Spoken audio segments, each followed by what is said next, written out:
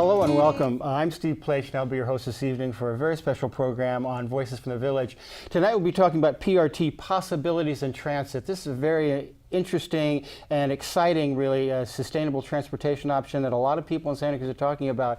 And we're really fortunate tonight to have three people who are not only knowledgeable on the issue, but passionate about it. We have Brett Garrett. Welcome, Brett. Wonderful work with Santa Cruz for Bernie and really injecting some new energy into what has been a long-standing issue in Santa Cruz and really galvanizing some activity around it. So thank you for that. Ed Porter. Ed, former Santa Cruz City Council member. Thank you, Ed. And really, over time, the main proponent of personal rapid transit in Santa Cruz, along with our good friend Ron Swenson. So welcome, looking forward to the conversation. Thank you. And Mathilde Rand. Mathilde, of course, a member of our community television family, a member of the board of directors, but also a longtime supporter of personal rapid transit and a member of Santa Cruz PRT. So Mathilde, welcome. We're going to show a short video kind of set the landscape of PRT here and give you kind of just a glimpse of what we'll be talking about, and then we'll come right back and we'll launch into discussion. So let's watch that and we'll come right back. And as soon as we come back,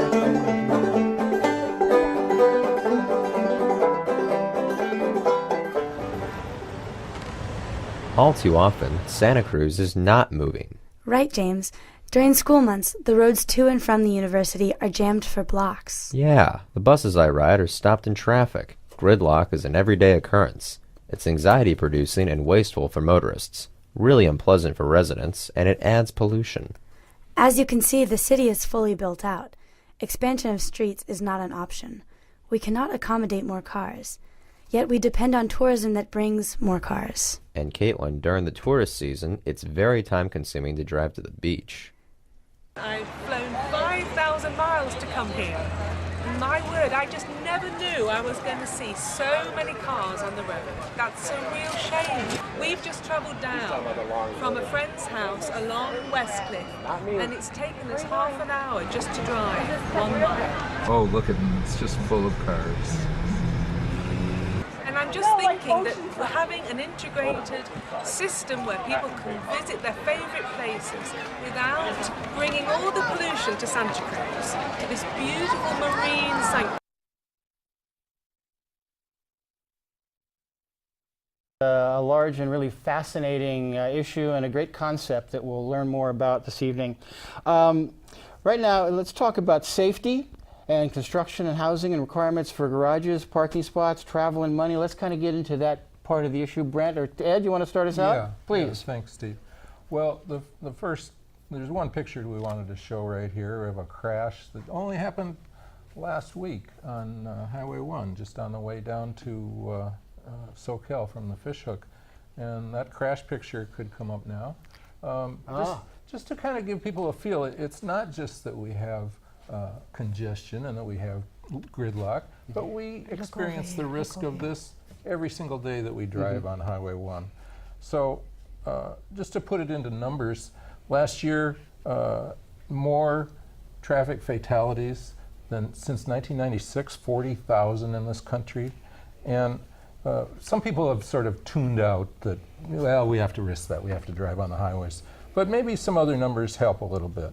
The amount of property damage attributed to crashes in 2016 was $432 billion, and 4.6 million people in this country required medical attention as a result of a car crash. So that's a problem statement that we hope to address a little bit tonight. Yeah, absolutely. There's another piece, another problem, and that is global warming, greenhouse gas problems. And our city has a wonderful climate change program that says we're going to reduce greenhouse gas emissions from transportation by 30% by 2020 and 80% by 2050. There's only one problem. They have no way in sight to actually eliminate those portions that are generated by transportation, unless they talk about something like personal rapid transit. So that's what we hope to talk about here. Well, you know, what I found, and of course the video talked about it, is that we just don't have any more space to build more roads or even build bus lanes. because, you know, as you saw in the video, Right. the bus was stuck in traffic. Yeah. So even though more people can be in a bus being transported, but if they get stuck in traffic, then it's still the same. Yeah. So, you know, and that reminds me, I think, Brett, you said that the other day to me about, you know, when we build more housing, we have the requirements Yes. of parking. And I know the city is building more parking garages. And so that means that we're just filling our city with more and more and more cars. Yeah, especially when they talk about a 4-story parking garage where the farmers market takes place. Yeah. And they're talking about, I heard somebody say they're talking about building parking overlooking the San Lorenzo River. To go That has with been new- discussed, new as I housing. understand it. Absolutely. Yeah. Also, the cars have a nice view. Is Yeah. that Yes, all what? the cars have a nice view, yes. So I love the concept of a transportation system that's overhead on a different plane. Right. And it does seem like kind of the confluence of ideas here. Of course, the parking garages and the space and the traffic have always been a topic of some conversation, discussion in Santa Cruz. But now we actually are having some discussions about sustainable ways to reduce the traffic, to obviate the need for parking spaces, and be able to use that space for something else. Before we go in too much farther, I want to remind people this is a live call-in show, and so please call us at 831-425-8848 extension 630. 425-8848 extension 630, and our panelists would be happy to answer any question you would have. So again, you know, we point out that with so much discussion about housing, about space, about parking, to have PRT really come to the fore as a realistic option for sustainable transportation, it's perfect time for it, in my view. And that's really one of the things that has generated the interest in having a show here at CTV and really educating the community about it, having you all on with us. Yeah, and in particular as the primary transportation for some of this new housing that's likely to be built. So that maybe not everybody needs a car, and especially if you have an excellent personal rapid transit system, then a lot of people will choose not to have a car. Right. Well, I think, you know, the person who transports himself or via public transport or other ways, they're looking at how long does it take me to get from where I want to go to where I'm coming from. If that means sitting in traffic, you know. What I started to do, well, actually, I bought an electrical bike. I live in Live Oak, and I go downtown quite frequently to come to community television or other activities. I'm here faster than people with a car. And, you know, of course, luckily I have the opportunity to go through Arana Gold, so I have, you know, I can enjoy the view. If you're in a car, you can't necessarily enjoy the view. I can go along the ocean. I can go many different ways because I am not sitting in that particular part of the street where I'm sitting in traffic. So, and then also it is about money. You know, how much money do we waste and how much fuel do we waste with all these cars sitting in traffic? And so, you know, we need to think about mobility in our town. How do people move around, and what can the city, the county, and people themselves do to make us all be mobile, go where we want to go, when we want to go, without sitting in traffic, without wasting fuel, without polluting, you know, the earth. So you already talked about safety, and you know, that is a very important. You know, I cannot stress it enough. I hadn't seen this photo, and you said it was just like last week or 2 weeks ago. It was 2 weeks ago, yeah. Yeah. And it put me in a terrible mood. Yeah. Because I thought, especially I was fresh getting those statistics that I mentioned. Yeah. And I think the biggest one is 4.6 million people getting medical attention every year incredible. because of a crash. Yeah. And oh my gosh, you know, like the population of our country is not 100 times 4.6 million people. I mean, that means that I have like one chance in 1,000 every time I go down Highway 1 of being in a crash, you know. Remarkably high put me in a very bad mood. Sure, yeah. And I think it's interesting that, you know, we talk so much about what our community values are, and I think we're talking here now about what our mobility values are. That's right. And what are our ideas, goals, priorities? I mean, what kind of city or county do we want when we're talking about our mobility? Each of us has to move around the city in one way or another. People do it for employment, do it for recreation, they do it because they just like to be out and about. But how can we make that easier, more sustainable, less climate intrusive, reducing the carbon footprint of that? That's what I think PRT really comes into the conversation, and really it's to the forefront of the conversation. And people in Santa Cruz are not used to good transit. We're used to taking an hour to go to Cabrillo College. We're used to taking an hour and a half to get to Watsonville, Sure. or 2 hours even. But there are places in the world, and places even in this country, where they have good transit. And I'm thinking of some of the big terminals, light rail terminals in Chicago, New York, Detroit even. But particularly I'm used to Chicago, where there's a plaza under a big building, and all the people are walking in there, thousands of them, not per day, but per minute, per hour, and just getting on the train, going where they got to go, get off, walk to the next place. And they're used to efficient transit. Right. We don't have that, nor do we even have the mindset to do it. Right.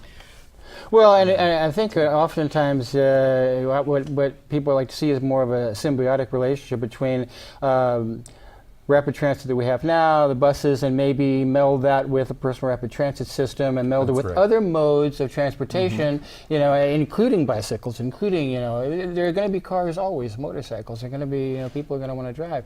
But how can we make that whole system really more sustainable? And that's what we're talking about. That's right. Well, I find, for instance, oh, sorry, Brett, go ahead. Go ahead. Well, yeah, go ahead. You're next. Basically, what I find is the thing that I like about Santa Cruz and the buses is that I can take my bicycle on the bus. And that, to me, that is making me more mobile. I come from my house. The bus in front of my house, I very seldom take because it goes once an hour. And it's just not, it's not enough. So then I can ride my bicycle to bus 69 or 70 or 71. Right. And then right there. I mean, I can go all the way to Watsonville and then get on my bicycle and do where we need to go. So that's the kind of, you're talking about values and ideals. That's my ideal. Right. I either need to walk, what did you say the other day, quarter mile? Quarter mile, or ride a little further, then get on something. Right. And, sometimes it's the bus and we'll talk about later with the PRT that you can put your bicycle on there too. And so it's kind of more of a flow of course, flow of people moving through our town and not be stuck, not under the congestion. So, but for Brett, you were saying? Yeah. Oh, what was I saying? I was saying that there's two components of efficiency. One is fuel efficiency, as far as reducing the fuel we use. And I claim PRT can often use much less fuel than a bus or train per person. And there's also time efficiency. How long does it take a person to use that system to get where they need to go? One of the great things about PRT is that even if there's not that many people using it over the course of an hour, it uses very small vehicles. So they don't have to wait long for the once-an-hour bus, like you were talking about, Mathilde. And I think it's interesting. You all did such a great job of really outlining, the ideas and the concepts for this program that it makes it easier for me as a host to kind of chip in where I might. But you really did say in some of this, and I think this is wonderful. You said you want to make sure that you ask people what they want. The people out there who are listening and watching the show, people who are going to really at some point pass on whether they want to have or want to fund or want to urge their government officials to create a personal rapid transit system, but you're asking them, what do they want? It takes me where I want to go. It takes me when I want to go there. It makes good use of my time. It makes good use of my money, and it respects the level of safety, comfort, and amenities. And also, can I trust it? And I think there is a trust aspect to it. Absolutely. So while on that note, well, the other thing is, and I think we'll go into that. See, like I said, my bicycle and the bus up till now gives me quite a bit of freedom. Right. Let's say I am going on my bicycle and first I want to see a friend. I do that and then I take the bus. I can change my plans. I need to go, to this store and pick that up. So the bus has, takes me downtown, and then as I'm there, I go on my bicycle and I go wherever I want. That's what I want people to have. Right. Is that, you know, either with walking, you know, a quarter mile, not further than that, wherever you want to go, you need to go see a doctor, you know, there needs to be some kind of transportation there, and walk not more than a quarter mile, Right. or for me, on a bicycle a little further. That is what I want people to think about, is what mode of transportation, what collaboration Of course, of yeah. all the different kind of the modes of transportation is going to be helpful to people in our town. And I don't know. And I think when people kind of envision what they would like to see their public rapid transit systems look like in the future, a lot of them don't want to be locked in to any particular thing. You know, they want to have the freedom to change their plan, change their route. You give them more options to do that. You know, and you have linkages between PRT and bicycles, and PRT and public transit, and PRT and other modes of transportation. People are free to change their route during their day, plan their day. So no, I don't really think I want to do that. I'm going to do this. You know, I'm going to go here. I'm going to change my schedule to have the freedom to do that. But you kind of have to create that. And part of that is creating more sustainable transit options. Yeah. Yeah. Did- So should I do that? Did you? Yeah, I was thinking maybe this would be. Yeah, we've basically been talking about the goals of a transportation system. So why don't have we a- go with your slides then? Yeah. Oh, please. we Okay, do have a wonderful. slide that Yes, says the indeed. goals of the transportation system, goals which of the repeats a lot of what transportation. we've just talked about. Go ahead. Convenient and comfortable, fast, safe, and quiet, available to all, inexpensive to operate, high capacity with a small physical footprint, low carbon, low pollution. So that meets a little bit of what we've talked about. I think PRT meets these criteria and also the ones we've been talking about. Next, we have a PRT introduction, personal rapid transit. This is kind of a definition of personal rapid transit. It's a dedicated network of guideways, and we usually talk about it as an overhead network, but it could be underground or it could be at ground level. Automated pod cars, very small vehicles seating 1 to 4, 1 to 6 passengers. And it's service on demand, unlike a bus where you have to keep a schedule. You have to be there at 1:43 to catch the bus. Hopefully the pod car is just there at the stop waiting for you, and if not, you call it and it Right. will be there shortly.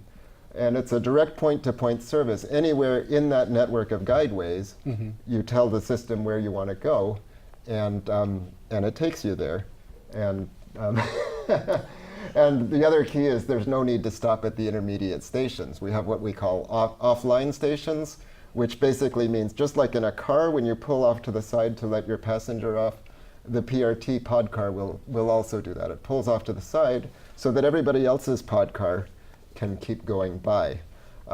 We have some examples, such as the one at Morgantown.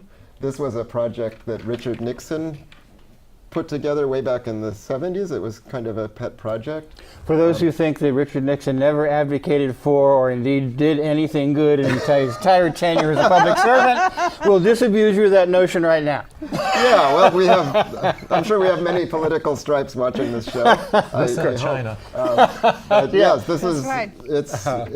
this was something where Richard Nixon was trying to take us to the future of transportation, and it's called Morgantown PRT. It's actually a GRT, Group Rapid Transit, which means they use a little bit larger vehicles than a typical PRT. The fare is 50 cents to this day, and it pays the majority of the expenses. And it connects, it's kind of like here in Santa Cruz, it connects a campus that's up on a hill to the downtown area. So we have a couple of other examples of. And I just want to stop right there just for a moment. Ed, you mentioned something startling, I thought, when we have a conversation about PRT, is that on this particular system there has been not one recorded incidence of any kind of an accident of any kind? That's correct. Not only has there been no fatalities, but not even any serious injury in the 43 years that system has been in service. And even more, of all the PRT systems in the world, there's 4 in operation carrying passengers. They all have that perfect safety record, all of them. And that's remarkable, and really that is dramatic contrast to what you were talking about earlier about the death and destruction that really happens on our highways and byways every day. When I look at those numbers, I think I can figure out which one I would prefer. Yeah. Tough choices. We all have to make them, but I think that might be an easier one. Brett, please go ahead. Well, I'll just mention one more safety thing of PRT is that if you do need to go to the hospital, if the PRT system connects to the hospital, it's really easy to get to the hospital. So we have a slide for the Ultra system, which is one of the older systems that's in operation at the Heathrow Airport in London. Now that's a fascinating one. They right now I think they have it going to and from the parking garage and along those the passenger. Guideways? No. The passenger terminals. Thank right. you. Terminal Thank 5 you. at Heathrow Airport. And that's a fascinating one, and I think it's doing quite well. It's carried more than 1 How million many? passengers just in its 5 short years. Yeah. And the method of propulsion in this, for the one in London, is, as you were mentioning, it's Basically like an electric car. Okay, Yeah. exactly. There's different versions, different kinds of PRT. Another kind runs on rails, such as the Modutram. This is an actual demo track in Guadalajara, Mexico, where it's made. And we have another Taxi 2000, I know, is one that Ed likes. It runs on a monorail, supported underneath with a monorail. Do you want to say anything about that, Ed? Well, just that this prototype has been around for, I believe, 10 or 15 years, and it's one of the most promising, and I think the only PRT company in the United States that has a working prototype. And I think that's important for people to know is kind of where we are in the stage of development. And I think later we can talk about cost and things like that and the advances in the technology. But I think that's something that people think about. They consider exactly what that's going to entail. Brett, go ahead. And then we have the Spartan Superway, which is hopefully we'll have a prototype we can see soon. Now this is in San Jose. San Jose State University. Yes, San Jose. Ron Swenson is one of our members of Santa Cruz PRT. Now, shout out to He's Ron very Swenson. involved in this Ron project. and Ed really, and Mathilde have been the major proponents of this over long periods of time. And Brett is, as I said at the beginning of the show, is really injecting some new energy into it. But kudos to you and Ron and really Mathilde for keeping the dream alive for a long period of time. But who started it? Yeah, well, Who started it, Ed? But Matilda is the treasurer, and without her, we'd be lost. See, there you go. There you go. Now right. your secret is out. Credit where credit is due. So Talk about the most important person. What's his David name? Walworth. David Walworth. Yeah, David Walworth was a physician who started, they used to have a organization called Back on Track, which was totally dedicated to light rail everywhere. Between San Jose and Santa Cruz was one of the things he wanted. Right. And in fact, he founded the Umunum chapter of CPRT, Citizens for Personal Rapid Transit. Right. And then we incorporated and became Santa Cruz PRT Inc., which is a nonprofit 501c3. But David was the pioneer of all of this in our county, in our city. Right. And unfortunately, he passed away a couple years ago. Okay. And didn't get to see this happen, but I hope not too many more of us will be leaving before we get to see this happen. Yeah. And I'll hasten to mention before we go on with a couple of other examples from Brett is that you have a wonderful website, santacruzprt.org. People can go there. There's both. And .com. There's two. Okay. There's two separate .org and websites. .com. So when you're trying to absorb, and this is a lot of information. And it's a lot of new information for people, but it's important information. And so go there, take a look at that, let that percolate, kind of in your own ideas about what you'd like to see our city and county be as part of sustainable transportation of the future. And there's one more thing. If you're challenged by long website names, but you're a Facebook person, you can just go to Facebook and search for the PRT report. No space, just PRT report. And you'll get actually our latest information. And the person who works on this tirelessly is actually here in our audience tonight. So okay, well there you are. Yeah, And you'd like to shout out to our good friend Jim Merritt. Are you ready, Jim, or should we keep going? Yeah, Jim, come on up to the microphone and as we like to do on television. This is live, so welcome. Jim has been really, the meetings and discussions that I've had with the group, Jim has been one of the most really articulate and informative people that I've had the pleasure to meet. So Jim, welcome to Thank Voices you. from the Village. Appreciate it. Yeah. Great to be here. I love the new studios. It's wonderful. Yeah, thank you. So, and I've loved hearing what you all are talking about, and I hope as we go on in the program, we'll talk about strategies for moving all of this forward, because when I first learned about PRT, the only thing that people could point to in the world was Morgantown as an example, and that led to a lot of scoffers saying, well, yeah, and look at that, and that'll never work. And now we have a lot of projects in the pipe, as you were just discussing. We have several systems actually running. But if you look at for example, the RTC plan for 40 years ahead, I think it's 2040, but basically the long-range plan doesn't mention an investigation of any advanced systems such as PRT at all. And that makes me wonder, well, what does the word plan mean? Are we just going to plan to use yesterday's solutions to today's problems and then try again in a few years, or are we going to look forward and see if we can take today's and tomorrow's technologies and be prepared for them and prepared to use them to improve life here? So how do we light a fire under the people who are supposed to be planning? That's my question. Right. Yeah. And I think that's a terrific question. And what Jim, I think, rightly points out is that as well as a plan, you need a vision. And what we're lacking right now, I think, what we're trying to generate is vision. But to respond to Jim's question, anyone? Yeah, I wonder if it's possible to jump ahead. We have a slide that says the RTC Unified Corridor Investment Study, which is one of the things the RTC is working on to study what to do with the rail corridor over the next number of years. And that's one of the things that motivated me to get involved with PRT just recently is. And thanks to our director, Ken Nobler, he has put that up on the screen so you can tell the folks a little bit about it, Brett. Yeah, just kind of realizing that personal rapid transit has very seldom been raised as an option during the talk about the rail corridor and the freeway corridor. I know Jim, actually, who just spoke, actually mentioned it in a letter to the RTC, which I happened to stumble upon, and I really appreciated that. But for the most part, it just hasn't been mentioned as a possible way to connect the corridor, how to connect Watsonville to Santa Cruz. And So, and I see on your slide that they're meeting next, yes, they're meeting Thursday. Right.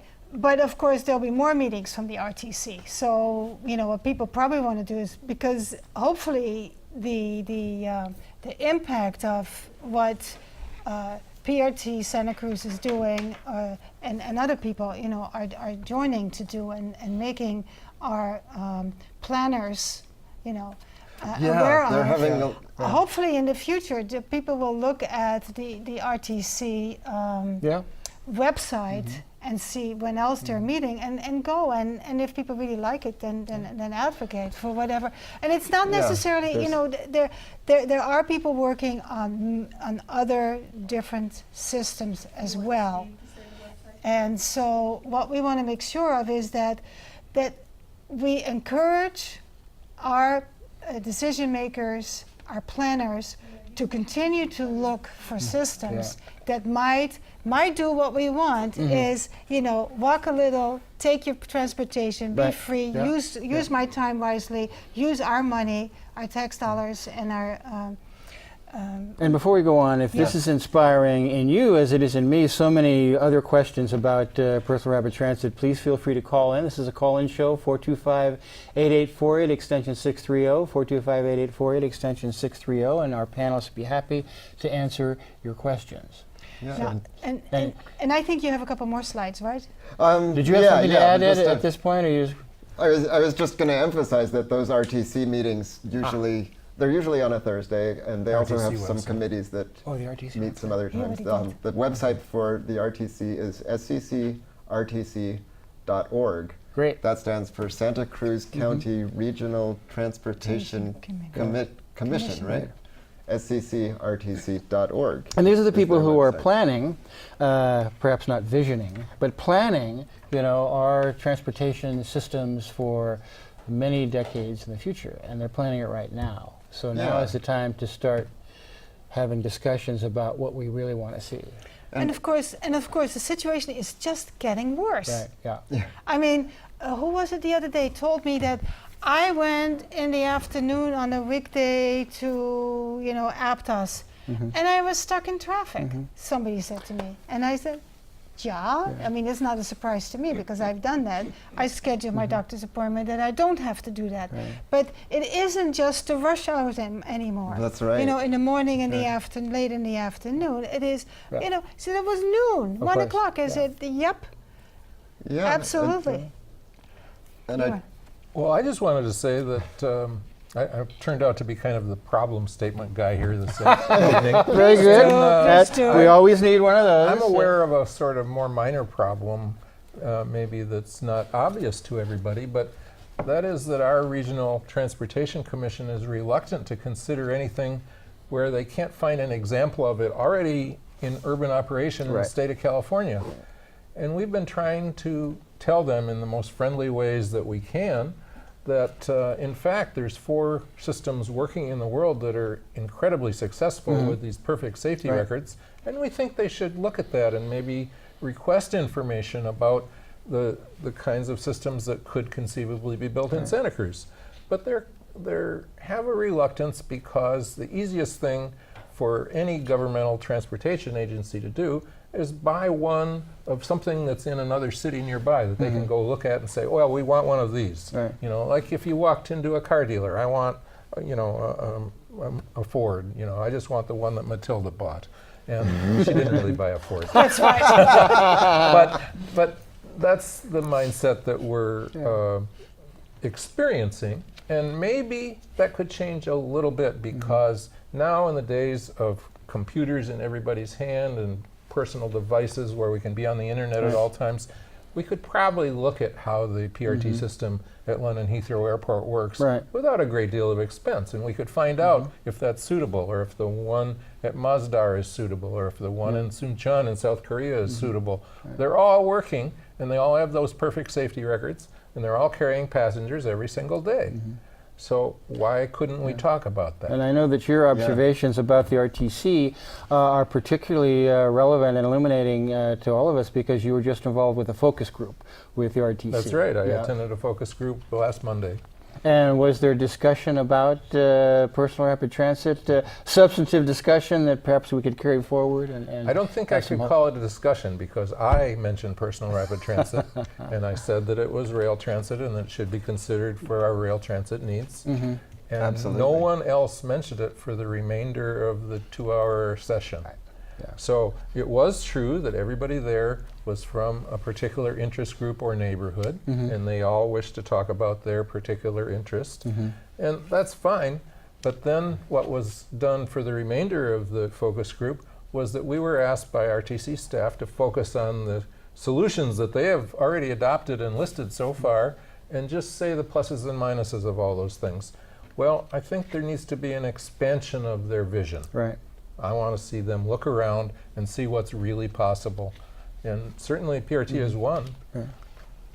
Now, in these discussions, of course, there's always the concern about, well, is the volume of people that are going to be moved? Is it going to be sufficient to justify the cost? No, that's a question that people are asking. That's a leading question, and I can leap on it. Well, please Because do. I just want you to think about the traffic jam on Highway 1 every single day, even on Saturdays and Sundays. And that traffic jam is about 100,000 cars a day. Right. Now, PRT can carry on just a single guideway 7,200 people per hour.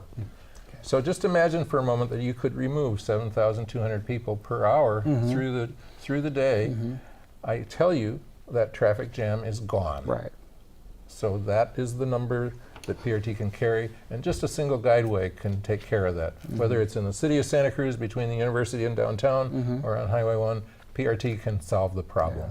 And I know, Brett, you've talked many times about the different uses, efficient uses of PRT for just travel around town, to go to the hospital. Go to things Yeah, like that was one of the safety aspects Yeah, that I thought right. should. Oh, I guess we did mention that. Yeah. So you had one more, right? Oh yeah, That yeah. was but next, we were going because through we keep, examples. we I was keep just Okay. one of the unique. Well, it's not unique. It's just progressive thing about Ron's system and also this Transit X system is both of them are designed to run on solar power that's built into the system.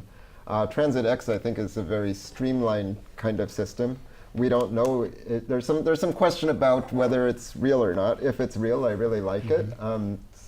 Just kind of, it's very small pod car for how many people can sit in here, and they. Should we look at some maps of? Yes. Yeah. So back in I think people would be interested to know kind of, where this system might be placed, how, it would service various areas in the city, to give them more of an idea. In And the city again, and county. I may have missed one of your calls. People have an interest in asking questions. So if I missed your call, please call back again, 425-8848, extension 630, and I'll be certain to make sure I watch my monitor here and make sure you get that. But let's go ahead Yeah, and so look at just- some of those maps. That would be fascinating. Yeah, the UCSC to boardwalk system There you is go. something that's been proposed Doesn't ring? about a decade ago as It didn't ring a last time. use of PRT in the city of Santa Cruz. And if I could comment about that map, Please. that's something. Oh, boy, we had to we put you hold on propose- just for a moment. We do have a question. Hi, Carl. You're on Voices from the Village with our panelists on PRT. Do you have a question for the panel? Yes, I did. Both Jim Merritt and Steve also said this is the perfect time. And I was curious of why they thought this was the perfect time for PRT, since the congestion situation, not just in the area, has been around for a while, but continues. Well, it's an excellent question. I think I will probably give that to either Ed or Brett or Mathilde, who I think believe as much as anyone that really this is the best time to be really talking about personal rapid transit. Thank you years for the ago call. would have been a better time. Yeah. Well, I think it's a perfect time because here we're on a fairly major investigation of transportation along our coast, the coastal region Yeah. of our county, which is the urban part of our county. Right. And- Including the rail trail, which is That's right. really being discussed by folks now. And furthermore, I think the caller dialed in on something that we need to talk about, and that is that even though the rail corridor is an incredibly valuable transportation corridor, there are issues about it. For example, if we have rail service on the current rail line, and we also want to have a wonderful pedestrian and bicycle way, the size of the property won't accommodate that, especially through Live Oak. Particularly through Live Oak, it is just not wide enough to do all of that. But if there were elevated PRT in the corridor, then the most wonderful bicycle and pedestrian corridor could be underneath and totally on a non-interference basis, that we can in fact have rail transit through the corridor and have the bicycle and pedestrian pathway. So there's been no other time in the history of our community when this was in sharp focus at the Exactly, RTC. yeah. So that's why now is an excellent time Right. to take a serious look at this. They do have a plan for fitting both in that corridor, but gosh, it would be so much easier if you have the transit, the rails overhead. And the other thing, of course, is City of Santa Cruz is talking about the dense corridors, SoCal and The housing corridor. the housing corridors. Different Right. uses of the word corridor. Right, Yes, the housing absolutely, yeah. corridors, and which means more people. And as we started talking in the beginning, that means more cars because of the requirements of parking garages and all that. So we say this is a second opportunity, besides the rail corridor, to really look at what kind of transportation, what kind of transit do we want people, Yeah. what options do we want to give them? So it is a unique, even more so. When we first talked about PRT for a long time, it was congestion. Well, the congestion has just gotten worse. So, I mean, at some point, there's just total gridlock. But now there's these two other opportunities. It's not only that we're talking about things are bad, there are now the opportunities. And as you say in your title of your program, possibilities. Possibilities of transit. And I think we need to open that conversation. So that's my answer. And I don't want the caller, it's an excellent question, and it really focuses the discussion. I don't want the caller to think that I'm in any way a spokesman for PRT, but I will say that I'm very excited about the development of sustainable transportation, or as a resident of Santa Cruz and somebody who moves around on public transit all the time. And I think, as a resident, as a citizen, that our reach should really exceed our grasp. And this is an opportunity to really think, about things that are maybe perhaps futuristic to some folks, but have a basis in reality and can be done now. And there were two more callers. Can they call back? They can call. Okay. Yeah, because they probably want to answer. If you were a caller, and this is wonderful, we get a lot of calls in, and we love to have the conversation. Call in again, and 888-425-8848, extension 630, and we'll get on to you. I want to put in that PRT can be on the rail corridor, or it can be somewhere else. It could go down Highway 1 very effectively, or it could go up Freedom Boulevard. Should we look at a couple more? And here, wait a minute, here's a call. Oh, we have a caller. Okay. Hi, caller, you're on with our panel on PRT and Voice from the Village. You have a question? I do. The panel was talking about that the congestion is still existing. Yes. And I'd like the panel to answer the question of why hasn't the current transportation options solved the congestion problem? Great question. Thank you so much, and we'll put that to the panel. Anyone want to step up on that? Well, I would say that the current modalities that have been chosen, basically we have bus and automobile in our county, and we've reached the capacity of Highway 1. There's no question about that. And not only have we reached the capacity 3.5 hours in the morning and maybe 4 hours in the afternoon, we've reached the capacity on Saturdays and Sundays as well. So just to do more of what we've done in the past, I think is a little bit short-sighted. We need to take a look at the fact that there is innovative technology being used in the world, and it's time for us to take a serious look at innovative technology. The definition of madness being if you keep doing the same things all the time and expect a different result each time. That's right. Yeah, and one of the well, this actually plays into the map question because the bus only covers. Can we see the map? And here's the map Santa again. Cruz? Okay, this is a wonderful different map. This is a map that Transit X proposed for Santa Cruz. And notice the yellow lines are kind of blanketing the town so that almost anyone in town can walk to a PRT system. And that's what I see as the very beautiful start of a PRT system. I mean, a start would be one line, but I'd really love to see something like this where people can walk to it. But this beautifully there's another illustrates map of the theory of PRT, that it is in loops. And that in fact all transportation really is in loops. And so you act that out with this type of design. Go ahead, Brett. We have another map for Watsonville.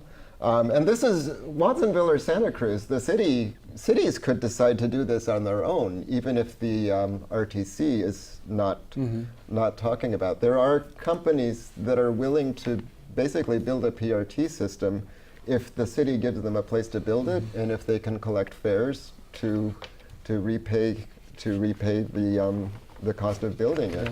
We haven't really emphasized the amazing cost efficiency of PRT. And it's the question, and Ed is a former city council member, and I as somebody who is interested in that. Well, before I do that, let's see if we get another call here. Okay, can we show one more map? And just let's do that. We call first, and yes, sir, you're on the call with our PRT panel. You have a question? Actually, I don't. I'm the CEO of Taxi 2000. I wanted the panel to ask me a question. Oh, is that right? I'm the CEO of a PRT company. Is this by any chance Mike Lester? Yes, it is. That's awesome. We want to thank you so much for calling in. And for those of you who don't know, I think he's calling in from Minneapolis. Oh, great, Mike. Well, I hope you're enjoying the show. And rather than having a question they can ask you, have any question, anything you'd like to suggest as areas of discussion for the remainder of our show? Well, Well, one of the things I was thinking of for the remainder of the show is it's not just about it's about capital costs as well as operating costs. We were about to get to that. Absolutely, very good point. All right, thank you, Mike. Wonderful. And certainly, go ahead. One of the things that I really think that the people can discuss is the fact that how do you get this proven technology deployed? We've ran into the difficulty of proven, yet we've proven it time and time again. And I would like to see I would like an answer, or see if this community of PRT folks could get an answer to what does the city, the VTA, the transit authorities call proven? Ah, excellent question. Well, thank you so much, and thanks for all of your great work. Well, I certainly think that proven is a fluid term, and it's used almost capriciously by lots of different people.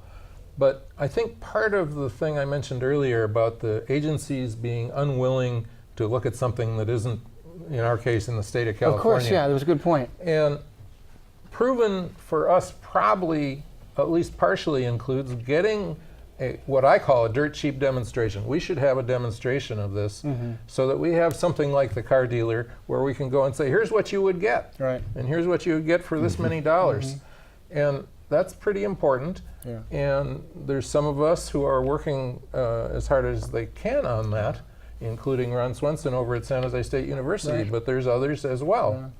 Now, what I understand from you is that actually at San Jose State there is a class that connects different departments to work on PRT, That's and right. they actually do some mini, models. A lot of mechanical engineers. And what's his name again, Dr. Professor Furman. Furman? Professor Furman and Ron Swenson pretty much have pioneered this class at San Jose State. It's been going about 5 years now. Wow. And quite typically Yeah.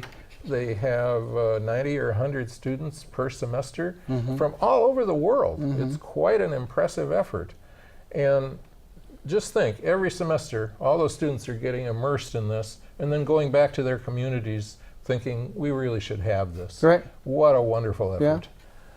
But I wanted to also touch very briefly about cost. Please because do. Cost has been all yeah. over the board.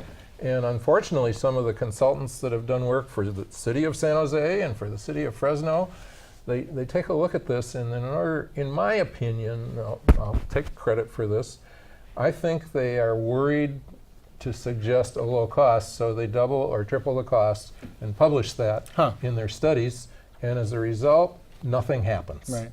And there is a way to get at the costs without putting some poor consultant at risk. Right. And that would be to do a demonstration like I've suggested. So some of us are talking about doing that, and we'll hear about that in a future program, I'm sure. Yeah.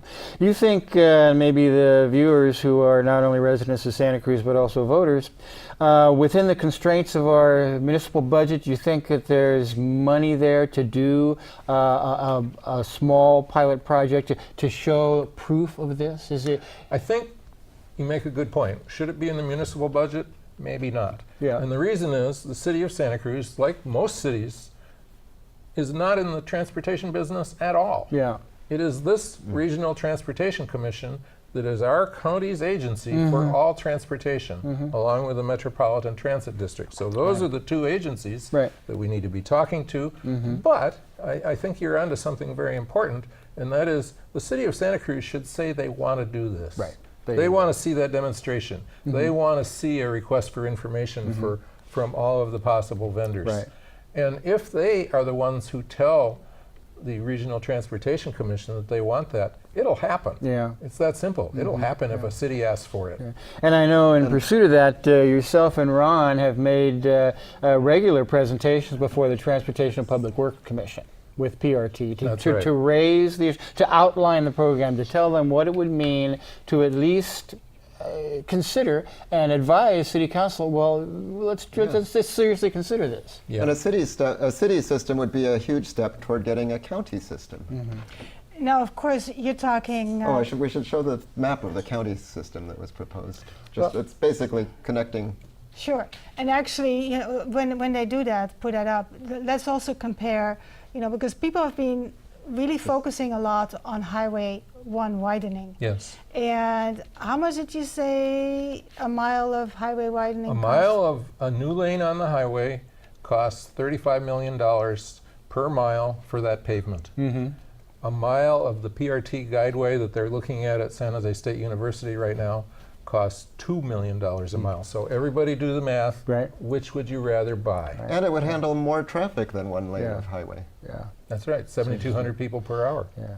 More, not car traffic, but people traffic. But I know we're running low on time and we should continue here with our... Okay, we have about 3 or 4 minutes left.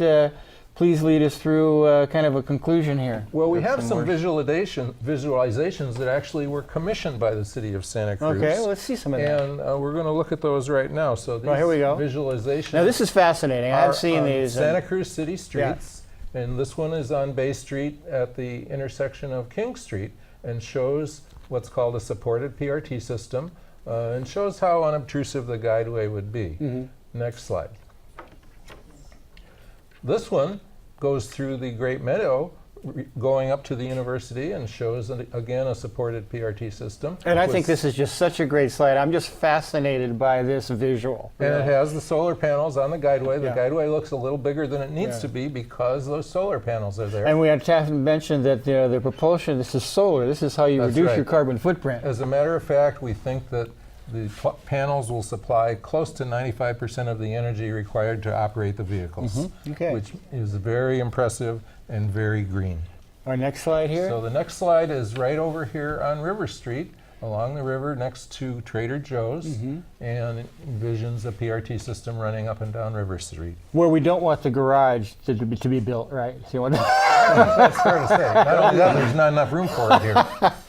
That's right. Another wonderful visual. This one is the Santa Cruz Metro Station downtown, and just shows PRT coming and going to and from the metro station, which would be an obvious link for any transportation system. And this is actually a PRT car in operations in Suncheon, South Korea, called the SkyCube. And that one also is operating on a daily basis, carrying passengers into a game reserve, and not a game reserve, a natural reserve botanical garden. So very nice, and it has the most modern of all the PRT cars that we know about. So, and I think there's one more. This one is the To Get There car that is operating daily in Masdar, except this particular car is modified to go on streets and does what's called the dual mode PRT. That means it comes on and off the guideway, can come down, go onto your street, and come to your front door and drop you off. So something we could do another whole program about is what is emerging with the meld of PRT and automated vehicles. Well, we've got about 3 minutes left, and so let's go around and do about a minute. I know that you wanted to give a call to action for folks to really be involved with the RTC and the hearings that they have, and learn more through the website, santacruzprt.org and .com, as well as just really raising the level of kind of public engagement and debate on the issue. So, Brett, maybe 35, 40 seconds as we get ready to wind up the program. Just a conclusion? Yes, please. Yeah, well, I'll just mention, people have often asked me about PRT versus automated cars, and can automated cars solve our problems? And I just want to express an opinion that by going up to another level and getting completely out of traffic, PRT will solve more problems than automated cars. And thank you. Well, that's a wonderful statement. And Ed, leave us with something about that will inspire us to I'm hoping we'll meet some of the viewers at the RTC meetings. This great. is an opportunity to get involved in this. We could have modern transportation in Santa Cruz if we wanted to. All we have to do is express that clearly and loudly to our governmental agencies. So I hope we'll do that, and I hope that we'll have a chance to actually see this working in our town relatively soon. And Mathilde? Well, I want to thank Brett, who I met just recently, and Ed for his continuing work, and, and Jim, who you saw earlier. But I really want to thank you for adding that other aspect that makes this possibility of transit even more important today, which is, you know, the rail corridor plan and the density, the housing corridors. You know, it really, I'm excited, excited all over again. Yeah. I mean, I've been working on this, I've been going to meetings, but convincing our representatives and also allowing and encouraging people to participate in the conversation, that is very important. Yeah. Well, I know Ed was asking me, because I've been a proponent of PRT during my campaigns for city council, asking me, you know, have I gotten any pushback from any other candidates? I said, well, no, because I don't think they have enough information to really push back. So now's an opportunity to fill that vacuum. And I think shows like this really do fill the vacuum that the people in Santa Cruz are feeling about what do we do next in terms of our transportation future here in Santa Cruz to make it more sustainable, to make it more convenient, to make it more cost effective, and to reduce our carbon footprint and to save all those lives on Highway 1, as Ed pointed out. I want to thank all three of you. Brett, Garrett, thank you so much for your energy and time. Ed, always a pleasure seeing you again as visiting with us here at CTV. And Mathilde, thank you for all your good works, including the PRT. This has been Steve Pleich on this issue and edition of Voice from the Village. Tune in 2 weeks from now when we'll have another live show with another important issue here in Santa Cruz. So until then, thanks a lot for tuning in, and we'll see you next time. Good night.